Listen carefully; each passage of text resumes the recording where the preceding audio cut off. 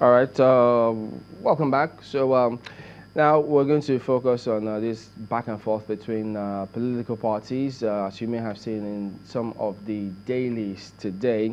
But we've got Osita Chidoka, who is the presidential campaign spokesperson for Atiku Campaign Organization. He's in Abuja, as you may see there. And then we also do have Professor Usiju Medaner, who is a member of the APC, also in Abuja. And then Nana Mudukwe, who is a presidential candidate, Alliance for a United Nigeria, AUN. As you see, they're all in Abuja. Good morning, ladies and gentlemen. Thank you for joining us today on the program. Let me start with Mr. Chidoka. Going through the dailies, having seen the budget presentation by the president last week, reports that the PDP presidential candidate saying that this budget doesn't meet or address present realities. What does your candidate mean by that?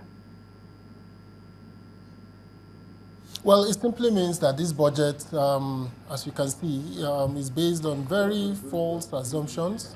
305 naira to the dollar, 2.3 million barrels of oil daily, inflation of 9%, capital expenditure of 2-point-something billion, 2 trillion, and we're going to be spending 1/4 of the budget servicing debt.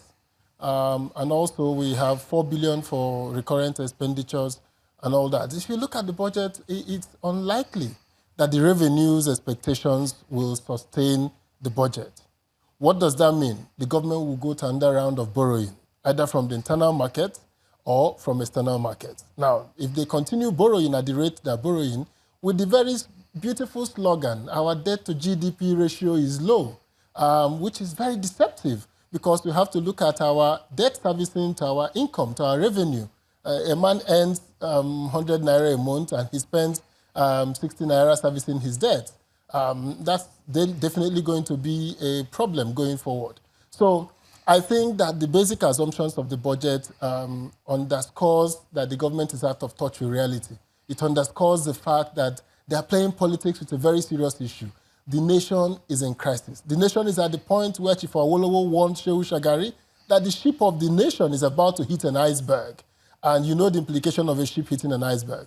Even the Titanic went down hitting an iceberg. So I think that it is important at this time that the government come clean, look for bipartisan support to take the difficult decisions that will pull Nigeria out of economic stagnation. The country has economic stagnation, a growth of about less than 2% of GDP growth. The country has economic stagnation if you look at the number of people out of job, according to the National Bureau of Statistics.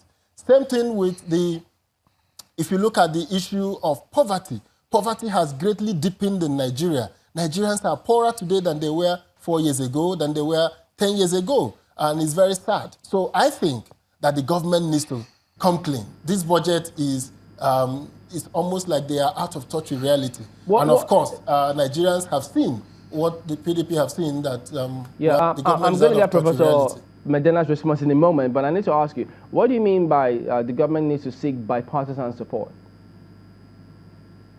Because there are some difficult decisions. That's what I said that needs to happen. There are some difficult decisions that needs to be taken about the economy. The government has to look at the economy holistically and ask for everybody to come on stream. Now, for everybody to come on stream, it means that the government has to do actions that improves its own transparency and legitimizes its function as a government. I don't think that the situation we're in now is a question of doubling down and saying we are the government in power, because the issue is the issue of Nigerians. We cannot be the poverty capital of the world. We cannot be the place in the world where Nigerians are living for less than $1. Millions of Nigerians are daily going into poverty.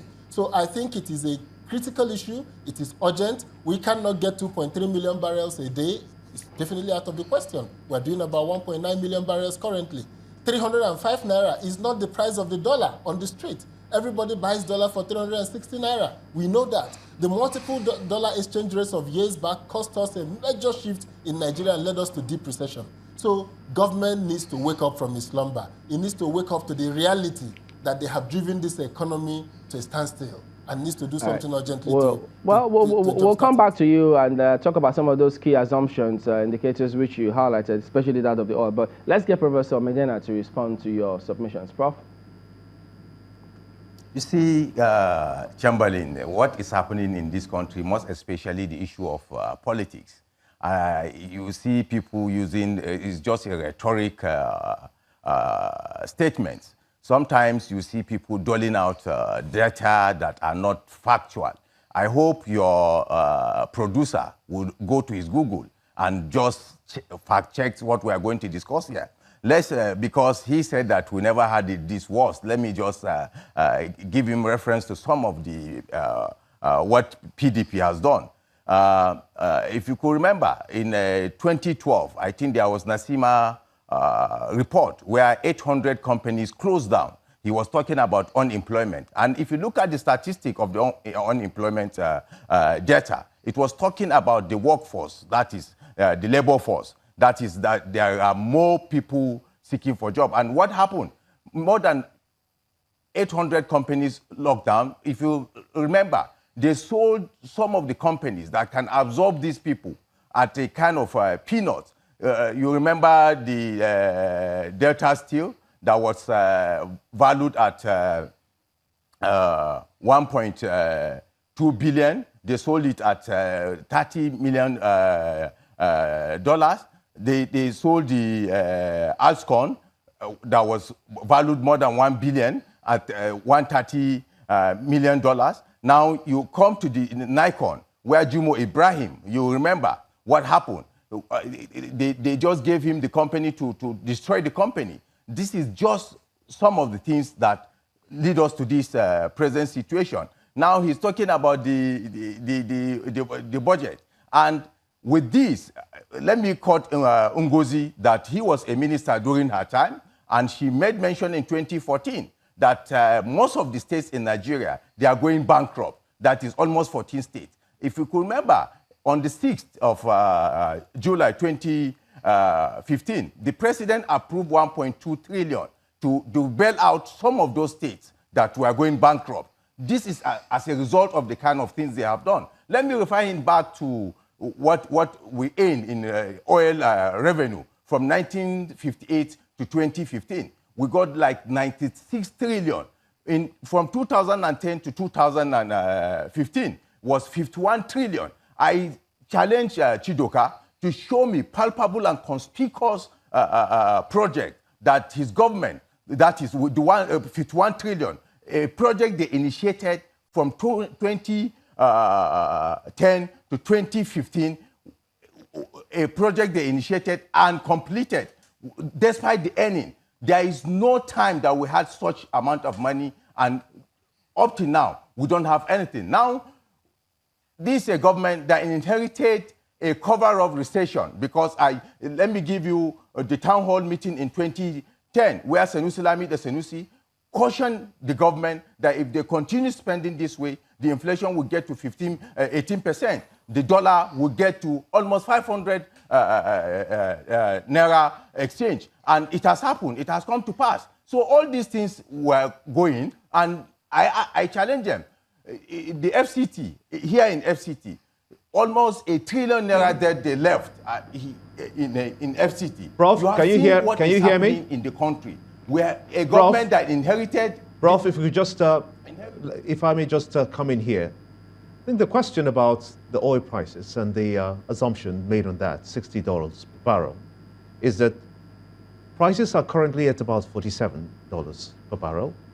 And the budget risks running on that assumption that we will get to $60 per barrel in 2019. What happens in an event where we fall short of having the crude oil prices hitting $60 per barrel? This seems to be a budget that is quite vulnerable to the changes in prices of of crude oil. How is this government going to address that particular assumption and the challenge it comes with? So sorry, I had some of your questions because this thing is somehow... Let me come again.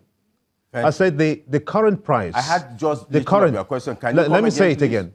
The current price, the international price of crude oil, is about $47 per barrel today, and this budget is hinged on an assumption of $60 per barrel. What happens in a situation that we are unable, because of international market prices, unable to get to $60 per barrel?